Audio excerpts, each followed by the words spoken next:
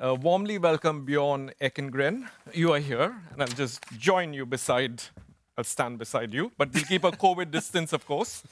And Björn, you're the CEO of Emirates. It's a real pleasure to have you here. To moderate or interview Björn, we're really lucky to have a very, very special person. Her name is Jagriti Chandra. She's a journalist with The Hindu and is based out of New Delhi. She writes on policies and regulations governing aviation industry in India. Jagriti, a warm welcome to you too. Thank you so much, Sanju.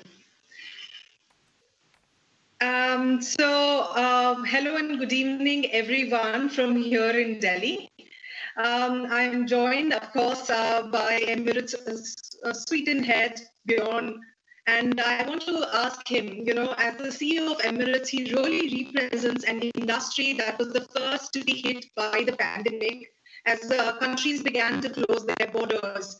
And now, nearly 8 months later, we're talking about a new future, new normal. But before we come to that, I want to talk about the here and now. Björn, do you think it is safe to travel? Yes, I think it's rather safe to travel, actually.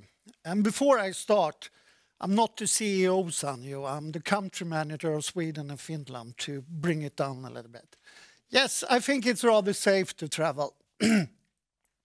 If we look at the facts a little bit, statistics from IATA has reported 44 cases coming from our industry since beginning of 2020. And during that period, we have had 1.2 billion travelers. So the percentage is actually rather limited. And that is also coming, if you look at surveys carried out by Airbus and Boeing, they are showing actually the same result. And to be on an aircraft, according to them, the social distancing is about 2 meters, even if you sit next to each other. And then you can ask yourself, how come? Why is that? Yes, because how you are seated, you are having your face, the interactions between people are actually rather limited because you have your face forward. The airflow, as an example on an aircraft, is coming from the ceiling down to the floor, bringing the droplets down. And then, of course, we have the famous HEPA filters that we have on board.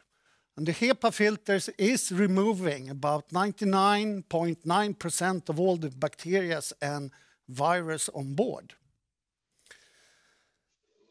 And last but not least, the air in an aircraft is exchanged 20 to 30 times per hour. Compare that to a normal office building, it's probably just 2 or 3 times per hour. So taking that into consideration, yes, I would say it's rather safe to travel today. And on top of that, all airlines have implemented additional measures on board, masks and so on, etc. Okay. Björn, I also want to ask you that, we've been seeing that over a period of time that the slight pickup in demand, countries are also, entering into different kinds of tie-ups. It's called the air bubble, somewhere it's called the air bridge. So I want to ask you, as this happens, what does Emirates plan to do? Will it require negative tests from all passengers before they board? Given your business model of accumulating passengers from multiple origins and funneling them out, this could increase the risks of the virus spreading. Yeah. We are not imposing any PCR tests when you're flying with Emirates. It's the destination's requirements, the country's requirements to do a PCR test before you arrive. And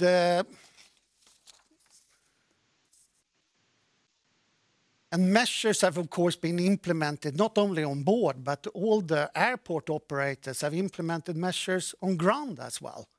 And that is what we have done in Dubai airport as well. And one example of that, if you look at the safe travel barometer, you can actually look it up online. You find that Dubai airport is ranked among the top 5 airports in the world. And on the same note, Emirates is also ranked as the number 1 airline when it comes to safety. Okay. All right. Björn, I also want to get a sense of, what was your leisure versus business ratio when it comes to domestic as well as international flights before pandemic, and if that has changed since the pandemic, and how do you see this in the days and months to come? Yeah, we are only dealing with international travelers actually. As we are a long-haul carrier. But what we have seen, what we saw after the summer was an increased interest to travel again, but that was mainly to the short-haul destinations.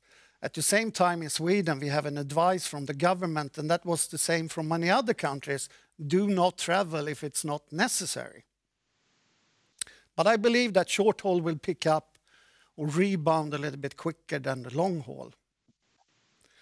Business travel will go down. With the new technology or the developed technology, it will go down. But looking at the total customers that we have on board, it will not have the same effect on all customer segments. And for the business traveler, it will be more important to focus on purpose, objective, or meeting. And you have to compare, should I go to an internal budget meeting somewhere in the world or not? But maybe it's important to travel to India and meet governmental officials, because that's another objective where you try to influence the other party in one way or another. So travel will rebound, business traffic will go down, yes. Okay. Björn, you mentioned India there, so I want to come in on what India is doing vis-a-vis international travel. We, as of now, allow only, direct flights. There are air bubbles that have been established by nearly 20 countries, and there's a trend for direct flights. How do you plan to cope with this, direct flights, the tilt towards direct flights, and what impact will this have on your, sixth freedom connecting flights? Yeah, if I'm looking at our business model, and as you know, we are a hub carrier, and we will continue to be a hub carrier. But we have already today in the system point-to-point traffic, like Milan, New York, as an example.